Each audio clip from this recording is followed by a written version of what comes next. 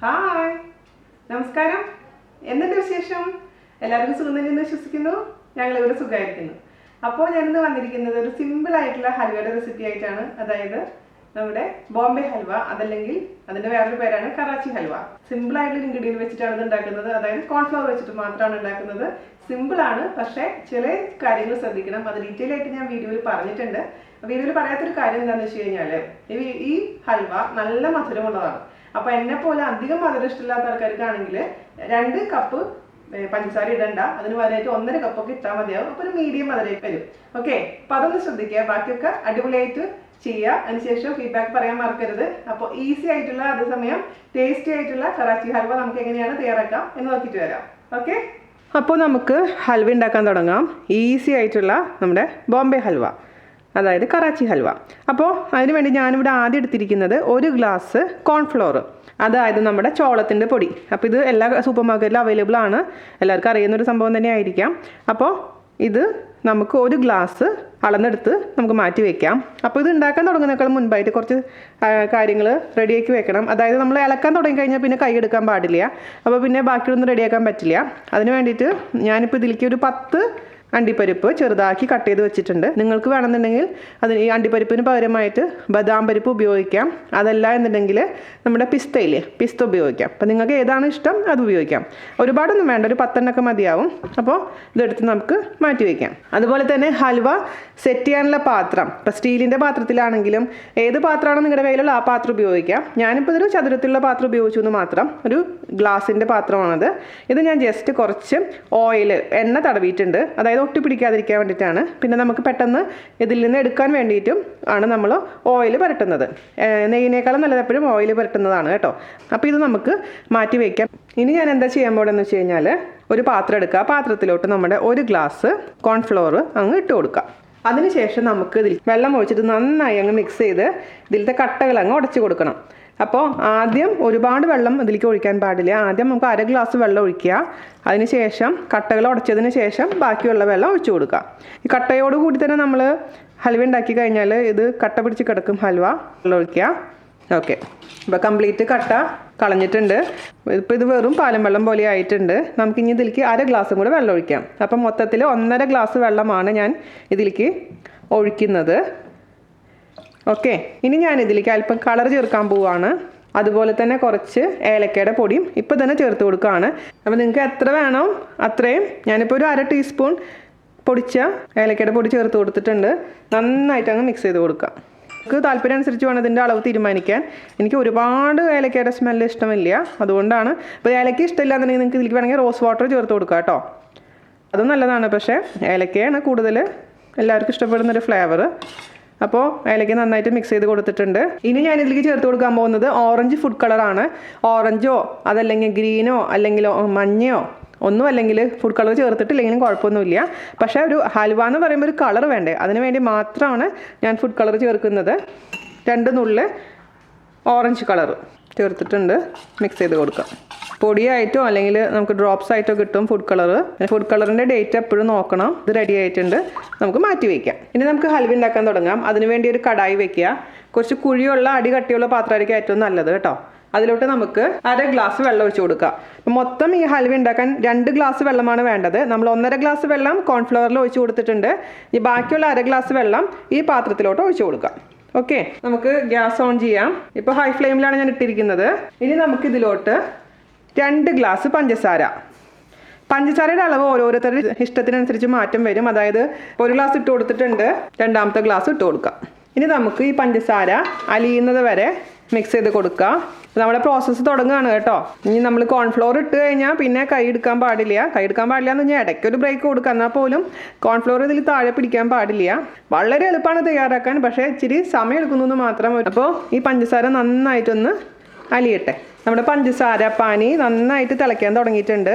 ഇനി നമുക്ക് തീ കുറയ്ക്കണം, മീഡിയം ഫ്ലെയിമിലോട്ട് മാറ്റണം. അതിനുശേഷം നമുക്ക് ഇതിലേക്ക് 1 ടേബിൾ സ്പൂണോളം ചെറുനാരങ്ങ നീര് ഒഴിച്ചു കൊടുക്കണം. അപ്പോൾ എന്തിനാണെന്ന് വെച്ച് കഴിഞ്ഞാൽ അല്ലെങ്കിൽ ഈ ഷുഗർ ക്രിസ്റ്റലൈസ് ആയി പോകും. അതായത് ഇങ്ങനെ കല്ല് പോലെയാവും കുറച്ച് തണുത്ത് കഴിയുമ്പോൾ. അങ്ങനെ ആകുമ്പോൾ ഹൽവയുടെ മുകളിൽ ഇങ്ങനെ ക്രിസ്റ്റൽ പോലെ ഫോം ചെയ്യാൻ തുടങ്ങും. അത് ഒഴിവാക്കാൻ വേണ്ടിയിട്ടാണ് ഇതിലോട്ട് ചെറുനാരങ്ങ നീര് ഒഴിക്കാൻ പറയുന്നത് കേട്ടോ. അപ്പോൾ 1 ടേബിൾ സ്പൂൺ ചെറുനാരങ്ങ നീര് ഒഴിച്ചു കൊടുക്കാം. ഒഴിച്ചു കൊടുത്തിട്ടുണ്ട്. ഒരുപാട് പാടില്ല, ഒരുപാട് ഒഴിച്ച് കഴിഞ്ഞാൽ പുളി വരും നമ്മുടെ ഹൽവയ്ക്ക്. ഇപ്പോൾ ഈ 1 ടേബിൾ സ്പൂൺ ഒഴിച്ചുകൊണ്ട് പുളിയൊന്നും ഉണ്ടാവില്ല. ഇനി ഞാനിതിലേക്ക് അല്പം ഉപ്പിട്ട് കൊടുക്കാൻ പോവുകയാണ്. നമ്മളെപ്പോഴും ചെയ്യാറുള്ള പോലെ തന്നെ മധുരം ബാലൻസ് ചെയ്യാൻ വേണ്ടി മാത്രം ഒരു നുള്ളു ഉപ്പ് അതും ഇട്ട് കൊടുത്തിട്ടുണ്ട്. ഓക്കെ, അപ്പോൾ ഇനി നമുക്ക് നമ്മുടെ മിക്സ് ചെയ്ത് വെച്ചിരിക്കുന്ന കോൺഫ്ലവർ ഒഴിച്ച് കൊടുക്കണം. എപ്പോഴും കോൺഫ്ലവർ ഒഴിക്കുന്നേക്കാളും മുൻപായിട്ട് ഇത് നന്നായിട്ടൊന്ന് മിക്സ് ചെയ്യണം. താഴെ അടിഞ്ഞിട്ടുണ്ടാവും നമ്മുടെ കോൺഫ്ലവർ, അത് ഒഴിവാക്കാൻ വേണ്ടിയിട്ടാണ് നന്നായി മിക്സ് ചെയ്തതിന് ശേഷം പതുക്കെ ഒഴിച്ചു കൊടുക്കുക. എന്നിട്ട് കണ്ടിന്യൂസ് ആയിട്ട് ഇളക്കുക. മീഡിയം ഫ്ലെയിമിലായിരിക്കും പ്രത്യേകിച്ച് ശ്രദ്ധിക്കുക. ഇനി ഒരു വിചാരിക്കും ഹൈ ഫ്ലെയിമിൽ ഇട്ട് കഴിഞ്ഞാൽ പെട്ടെന്ന് റെഡി ആവുമല്ലോ എന്ന്. സത്യമാണ്, റെഡിയൊക്കെ ആവും. പക്ഷേ ഈ കോൺഫ്ലവറിനൊരു പ്രത്യേക സ്മെല്ലുണ്ടാവും, ഒരു പച്ച ടേസ്റ്റ് എന്ന് പറയില്ലേ, അത് നമ്മളുടെ ഹൽവയ്ക്കും ഫീൽ ചെയ്യും. അതുകൊണ്ട് ഇടത്തരം തീയിലിട്ടതിന് ശേഷം പതുക്കെ നിങ്ങൾ ഹൽവ ആക്കി എടുത്താൽ മാത്രമാണ് നമ്മൾ ഉദ്ദേശിക്കുന്ന ടേസ്റ്റ് കിട്ടുള്ളൂ. അല്ലെങ്കിൽ നമ്മൾ ചെയ്തത് മുഴുവനും വേസ്റ്റ് ആയിട്ട് മാറും. വെറുതെ ഹൽവയുടെ ഷേപ്പ് ഉണ്ടായിട്ട് മാത്രം കാര്യമില്ലല്ലോ, ടേസ്റ്റ് വേണ്ടേ. അതുകൊണ്ടാണ് നമ്മൾ ഇത്തിരി ക്ഷമ വേണം. ഈ ഹൽവയൊക്കെ ഉണ്ടാക്കിയെടുക്കാൻ കുറച്ചും കൂടി തിക്കായിട്ട് മാറട്ടെ. അപ്പോൾ കണ്ടിന്യൂസ് ആയിട്ട് ഇളക്കി കൊടുത്തുകൊണ്ടിരിക്കുക. ഒരു 10 മിനിറ്റ് ആയിട്ടുള്ള സമയത്തുള്ള രൂപമാണിത്. അപ്പോൾ ഇത് തിക്കായിക്കൊണ്ടിരിക്കുകയാണ്. കണ്ടിന്യൂസ് ആയി ഇളക്കി കൊടുത്തുകൊണ്ടിരിക്കുക. മീഡിയം ഫ്ലെയിമിലിട്ടതിന് ശേഷം ചൂടായതിന് ശേഷം നമുക്കിതിലോട്ട് നെയ്യ് ഒഴിച്ച് കൊടുക്കണം കേട്ടോ. ഇപ്പോൾ ഒഴിക്കേണ്ട, കുറച്ചും കൂടി സമയം കഴിയട്ടെ. ഇപ്പോൾ 15 മിനിറ്റ് കഴിഞ്ഞിട്ടുണ്ട്. നമുക്കിനി ഇതിലോട്ട് നെയ്യ് ഒഴിച്ച് കൊടുക്കണം. നെയ്യ് ഞാൻ സാധാരണ നെയ്യ് ഇഷ്ടപ്പെടാത്ത ആളാണ്, പക്ഷേ ഈ ഹൽവയിലേക്ക് നെയ്യ് വേണം. എങ്കിൽ മാത്രമാണ് ആ കോൺഫ്ലവറിൻ്റെ സ്മെല്ലിനെ ഓവർകം ചെയ്യാൻ പറ്റുള്ളൂ. അപ്പോൾ നമുക്ക് ആദ്യം 1 ടേബിൾ സ്പൂൺ നെയ്യ് ഒഴിച്ച് കൊടുക്കുക. പിന്നെ കുറച്ച് കഴിഞ്ഞിട്ട് വീണ്ടും ഒഴിച്ച് കൊടുക്കുക. പിന്നെ 2 ടേബിൾ സ്പൂൺ മാത്രമേ ഞാൻ ഒഴിക്കുന്നുള്ളൂ. നന്നായിട്ട് അങ്ങ് മിക്സ് ചെയ്ത് കൊടുക്കുക. നെയ്യ് ഉണ്ടെങ്കിലാണ് ഇത് വിട്ട് വരുള്ളൂ, പിന്നെ ഹൽവയുടെ ആ കൺസിസ്റ്റൻസി കറക്റ്റായിട്ട് വരുള്ളൂ. അപ്പോൾ ഒരു വലിയ ടേബിൾ സ്പൂൺ ഉരുക്കാത്ത നെയ്യാണ് ഒഴിച്ച് കൊടുത്തിട്ടുണ്ടായിരുന്നത്. അപ്പോൾ ഈ നോക്കിയിട്ട് നമുക്കറിയാം, ഉണ്ടാക്കി വരുമ്പോൾ അറിയാം ഏകദേശം എത്ര നെയ്യ് വേണ്ടി വരും എന്നുള്ള കാര്യം കേട്ടോ. ഒരുപാട് നെയ്യ് ഞാൻ പ്രിഫർ ചെയ്യുന്നില്ല. അപ്പോൾ ഒരു വലിയ ടേബിൾ സ്പൂൺ ഒഴിച്ച് കൊടുത്തിട്ട് നമുക്ക് നോക്കാം. അപ്പോൾ ഇതുപോലെ നമുക്ക് പതുക്കെ അങ്ങ് ചെയ്തെടുക്കാം. മറ്റേ സാധാരണ ഹൽവ ചെയ്യുന്ന അത്ര ബുദ്ധിമുട്ടൊന്നും ഇല്ല ഇതിന്, കാരണം നല്ലൊരു സിൽക്കി കൺസിസ്റ്റൻസി ആണിത്.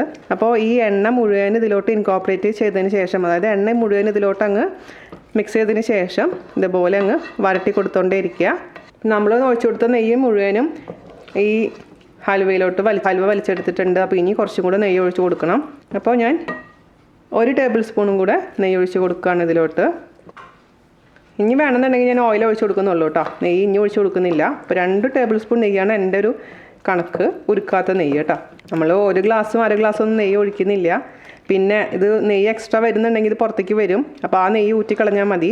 ഇനി ഓയിൽ ഒഴിച്ച് കൊടുക്കേണ്ട ആവശ്യമെന്ന് എനിക്ക് തോന്നുന്നില്ല. 2 ടേബിൾ സ്പൂൺ നെയ്യിന് മതിയാവും മിക്കവാറും.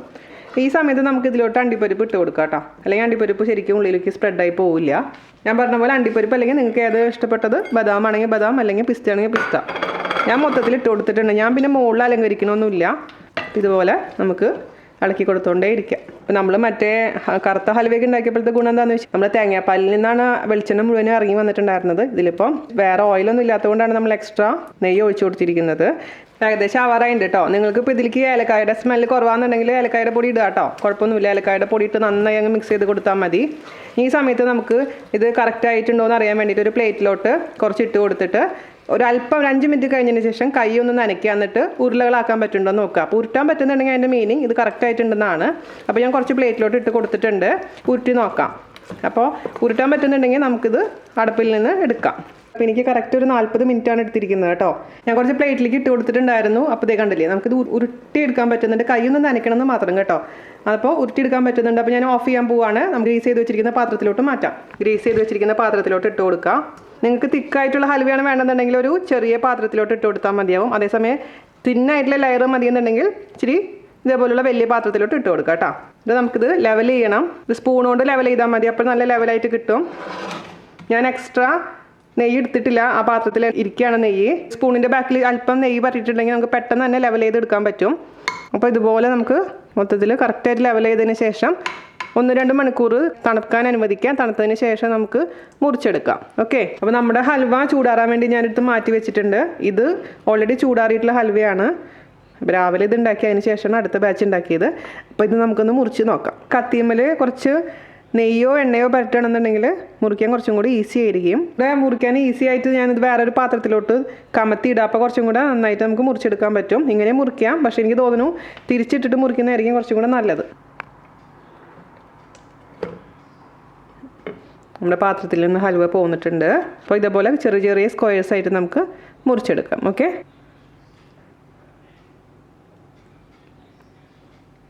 അപ്പോൾ അടിപൊളിയായിട്ടുള്ള ഹൽവ നമുക്ക് കിട്ടിയിട്ടുണ്ട്. ജസ്റ്റ് ചെറിയ പീസൊന്ന് ഞാൻ ടേസ്റ്റ് ചെയ്ത് നോക്കട്ടെ. ഒരുപാട് മധുരം എനിക്ക് കഴിക്കാൻ പറ്റില്ല. എനിക്ക് മധുരം ഇതൊക്കെ കൂടുതൽ തന്നെയാണ്. നന്നായിട്ടുണ്ട്. ഹൽവ ഇഷ്ടപ്പെടുന്ന ആൾക്കാർക്ക് ഇത് ഇഷ്ടപ്പെടും തന്നെയാണ് എൻ്റെ വിശ്വാസം. നമ്മൾ നോക്കുമ്പോൾ ശരിക്കും എന്താ പറയുക, കുക്കായെന്ന് ഉറപ്പ് വരുത്തണം. അല്ലാന്ന് വെച്ചിട്ടുണ്ടെങ്കിൽ കോൺഫ്ലോറിൻ്റെ ഒരു സ്മെല്ലുണ്ടാവും. മാത്രമല്ല അത് ഇങ്ങനെ മുറിക്കാൻ പറ്റില്ല നമുക്ക്. ഇപ്പം നമ്മൾ ഹൽവ ഉണ്ടാക്കുമ്പോൾ കൂടുതൽ നേരം കുക്ക് ചെയ്ത് കഴിഞ്ഞാൽ എന്താ സംഭവിക്കുന്നത് വെച്ച് കഴിഞ്ഞാൽ കുറച്ചും കൂടെ റബ്ബർ പോലെയാവും. അതായത് ഇലാസ്റ്റിസിറ്റി കൂടും. നമ്മൾ വലിച്ചു കഴിഞ്ഞ് ഇങ്ങനെ വലിയുന്ന പോലെയാവും. അതേസമയം സോഫ്റ്റ് വേണമെന്നുണ്ടെങ്കിൽ ഈ ഒരു പരുവം. അപ്പോൾ ഇതെന്ന് പറഞ്ഞാൽ ഒരു സോഫ്റ്റ് ആയിട്ടുള്ള ടെക്സ്ചറാണ് ഞാനിപ്പോൾ ചെയ്തേക്കുന്നത് 40 മിനിറ്റ് എന്ന് പറയുന്നത്. അതേസമയം നിങ്ങൾക്ക് കൂടുതൽ റബ്ബർ പോലെയുള്ള ഒരു ടെക്സ്ചർ വേണമെന്നുണ്ടെങ്കിൽ, അതായത് നല്ല ചൂയിസ് ടെക്സ്ചർ വേണമെന്നുണ്ടെങ്കിൽ കുറച്ചും കൂടെ അധികം സമയം കുക്ക് ചെയ്യേണ്ടി വരും കേട്ടോ. ആ ഒരു പോയിന്റ് നിങ്ങൾ ശ്രദ്ധിക്കണം. ഓരോരുത്തർക്കും ഇപ്പോൾ ഓരോ രീതിയിലായിരിക്കും ഇഷ്ടങ്ങൾ ഉണ്ടാവുക. അത് നിങ്ങൾ ശ്രദ്ധിക്കുക. ഓക്കെ, അപ്പോൾ അടുത്ത അടിപൊളിയായിട്ടുള്ള റെസിപ്പി ആയിട്ട് വരുന്നവരെ നന്ദി, നമസ്കാരം. Thank you.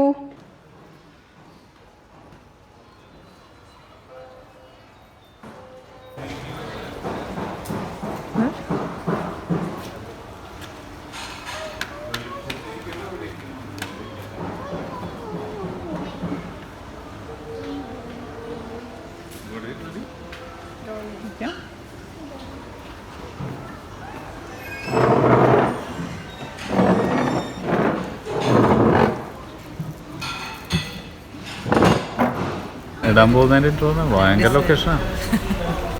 പറഞ്ഞ ധൈര്യം ഡിസൈഡ് ചെയ്തിട്ടില്ല. ഡിസൈഡ് ചെയ്തിട്ടില്ല. അച്ഛനും മോനും കൂടി കണ്ടത് ഉണ്ടാക്കും. എന്ത് എന്നിട്ടാണ് ടോഫു അല്ല ട്യൂൺ. അത് ഇന്നലെ ട്യൂൺ ഇട്ടുള്ളൂ അല്ലേ? പിന്നെ ഇപ്പോൾ ട്യൂൺ ഇട്ട് കഴിഞ്ഞ് തോന്നുന്നു എനിക്കാരോ ട്യൂണയിൽ കൈവശം പിന്നെ ചെയ്യാൻ പോകുന്നത് പിസ്സ സോസ്. Pizza sauce. അപ്പോൾ ബ്രെഡിങ് ഉണ്ട്. അത് കഴിഞ്ഞിട്ട് പിസ്സ ചെയ്യാം. അപ്പോഴല്ലേ പിസ്സയാണ് ചെയ്യണം, ബ്രെഡല്ല.